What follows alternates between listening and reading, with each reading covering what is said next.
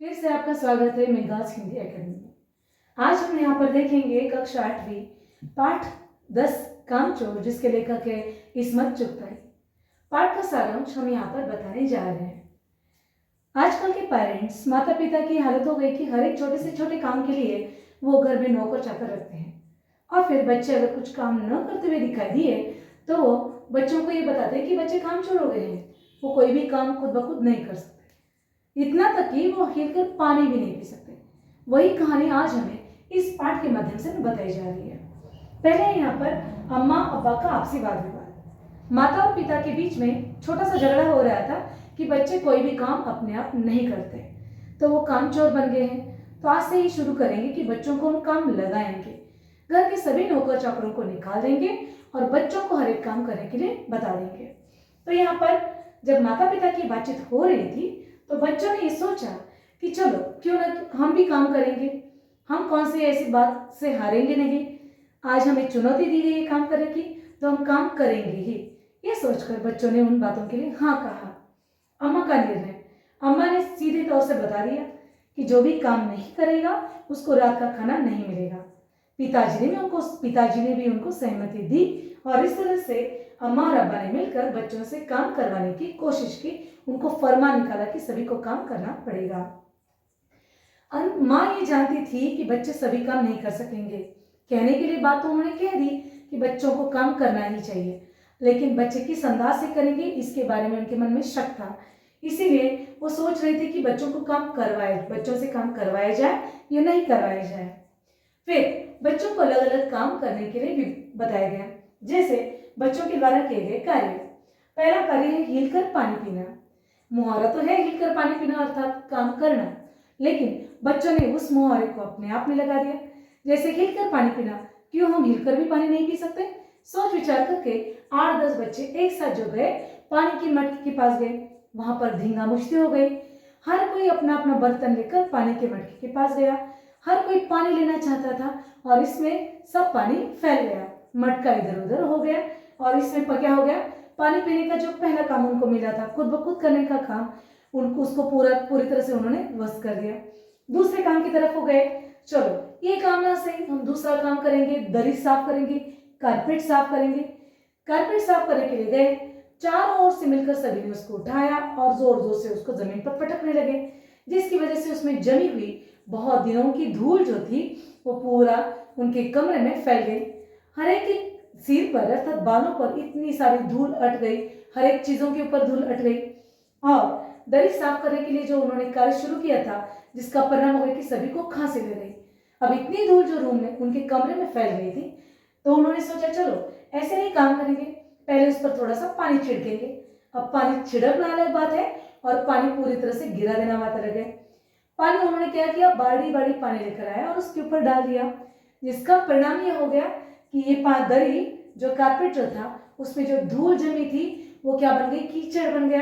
और वो वहीं पर सभी बच्चे, उनके कपड़े गंदे हो गए। बच्चों को वहां से भी निकाला गया। तीसरा काम उनको दिया गया, पेड़ों को पानी देना। अब 8-10 बच्चे थे, सभी को तनख्वाह चाहिए थी। जो पिताजी ने बताया था, अब्बा जी ने बताया था, जो नौकरों को हम तनख्वाह देते हैं वही काम, वही तनख्वाह, वही पैसे आपको भी दिया जाएगा। तो सभी को काम करने की मन में तैयारी हो गई थी। अब बच्चे गए पेड़ों को पानी देने के लिए। कोई भी नहीं चाहता था कि हमें पैसे ना मिले, हम काम कर रहे हैं ये उनको दिखाना था। और इस वजह से क्या हो गया, जो उनके हाथ में बर्तन मिला, टोकरी, कटोरी, गिलास, चम्मच, जो भी उनके हाथ में मिला वो लेकर गए वहां पर और पेड़ों को पानी देने के लिए गए। नल तो एक ही था, पानी तो वहां से ही आ रहा था, लेकिन बच्चों की कटोरी, बर्तन जो थे बहुत सारे थे। इस वजह से वहां पर फिर एक बार युद्ध शुरू हो गया और इस झगड़े में बच्चे गिर गए। पानी गिरा हुआ था, पूरा कीचड़ फैला हुआ था, बच्चे उसमें कीचड़ में लथपथ हो गए, बहुत ही खराब हालत हो गई। अब ऐसे बच्चों को क्या करेंगे, उनको नहलाना चाहिए। तो बच्चों को नहलाने के लिए आस पड़ोस के घर से नौकरों को बुलाया गया। 25 पैसा प्रति बच्चा के हिसाब से उनको नौकरों के द्वारा धुलाया गया अर्थात नहलाया गया। बच्चे साफ सुथरे बन गए। फिर बच्चों ने सोचा चलो जिस काम के लिए हमें मजदूरी मिलने वाली है, काम तो हमें करना चाहिए। ये काम नहीं हुआ, वो काम नहीं हुआ। अगला काम हम देखेंगे, मुर्गियों की देखभाल करने के लिए उन दड़बे के पास गए, दड़बे को खोला गया, लेकिन मुर्गियां जो थी वो भी बेलगाम थी, इधर से उधर दौड़ने लगी। दादी माँ की पानदान था, उसमें वो गिर गई, वही उनके पैर लेकर वो इधर उधर घूमने लगी। सफेद दुपट्टा था, वर्क करने के लिए रखा गया था, उसके ऊपर उनके पैर पड़ गए और बहुत सारे काम इन मुर्गियों ने कर दिए। अगला काम उन्होंने किया, भेड़ को दाना खिलाना। मुर्गियों का काम हमसे नहीं जम पाया, पूरे घर में मुर्गियां फैल गई थी, इधर उधर दौड़ रही थी। अब चलो भेड़ों को दाना खिलाएंगे सोचकर उन्होंने भेड़ों को खुला छोड़ा। सुबह से जो भेड़ें खाली पेट थी, जब उन्होंने अनाज का सूप देखा तो उसकी ओर वो दौड़ी चले। जहां जहां लेखक अपना सूप लेकर जा रहे थे, वहां ये भेड़ें उसके पीछे पीछे जा रही थी, जैसे जर्मनी की सेना उसके पीछे जा रही हो।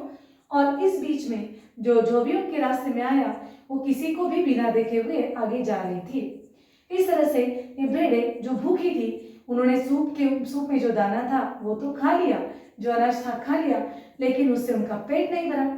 ऐसे में दरवाजे पर एक आई थी सब्जी वाली के पास बहुत सारी हरी हरी तरकारी थी, अलग अलग मटर दाने थे, सब्जी थी। अब जब ये भेड़ों ने सभी देखा तो भेड़ें उसके ऊपर टूट पड़ी।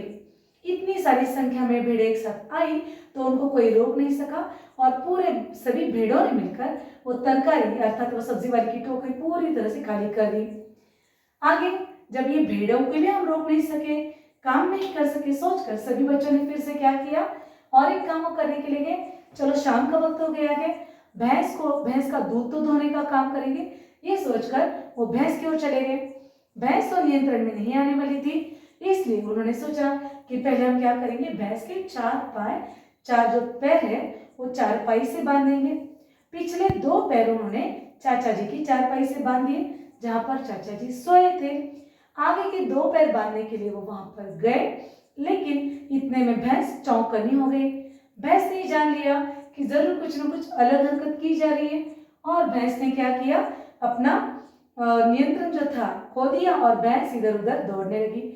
जैसे भैंस अपने अगले पैरों से खुले पैरों से दौड़ने लगी, पीछे पीछे क्या था, चाचा जी की चारपाई थी। चाचा जी की चारपाई उनके पीछे पीछे जाने लगी। आंगन बहुत बड़ा था और भैंस इधर से उधर दौड़ने लगी। चाचा जी अपने आप को संभाले हुए, चारपाई को संभाले हुए उसके पीछे पीछे, अर्थात वो चारपाई उनके पीछे जाने लगी।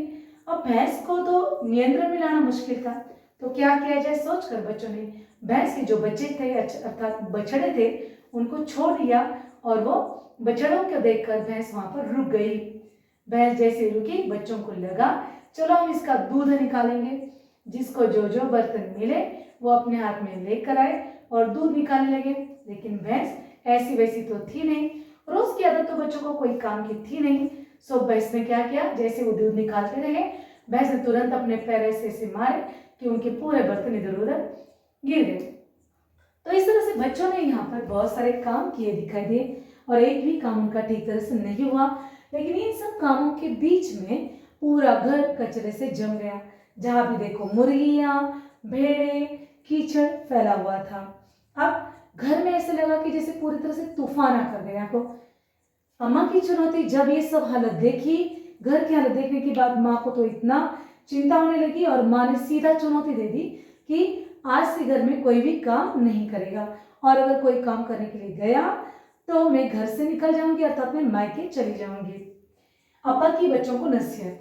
अब्बा ने बताया कि आज से आप कोई भी काम नहीं करेंगे, चुपचाप एक जगह पर बैठे रहेंगे। आपको जो भी चाहिए, पानी भी चाहिए तो आप मांगिए और दिया जाएगा, लेकिन आप कोई भी काम मत कीजिए। बच्चों का मन ही मन सोचना और निर्णय लेना। बच्चों ने जब ये सब हालत देख ली, अब्बा और अम्मा के द्वारा जो बातें बताई गई, ये देखकर उनको कुछ समझ में नहीं आ रहा था। जब हम कुछ काम नहीं करते तो हमें काम चोर कहा जाता है, और जब हम कोई काम करने के लिए जाते हैं तो घर की ये हालत हो जाती है कि हमें फिर से एक बार बताया जाता है कि कोई भी काम मत करो। तो यहाँ पर बच्चों के मन में मतलब पता नहीं चला कि क्या करना है क्या नहीं करना चाहिए। तो यहाँ पर हमें संक्षेप में ये पाठ पता चल जाता है कि हम बच्चों को अगर सही आदत लगा दे, सही वक्त पर सही काम करने की, तो बच्चों को ये हालत नहीं होगी कि वो काम चोर भी बने या फिर काम के बारे में उनके मन में संभ्रम आ जाए, शक आ जाए। तो यहाँ पर हमने ये पाठ पूरा देखा, पाठ का सारांश हमने बताने की कोशिश की। आशा है कि ये पार्ट आपको पूरी तरह से समझ में आ गया हो। ऐसे ही अलग अलग वीडियोस के साथ हम आपसे मिलते रहेंगे। तब तक के लिए इस चैनल को लाइक कीजिए, सब्सक्राइब कीजिए, शेयर कीजिए अपने दोस्तों के साथ और आगे के वीडियोस के लिए हम आपसे मिलते रहेंगे। तब तक के लिए धन्यवाद।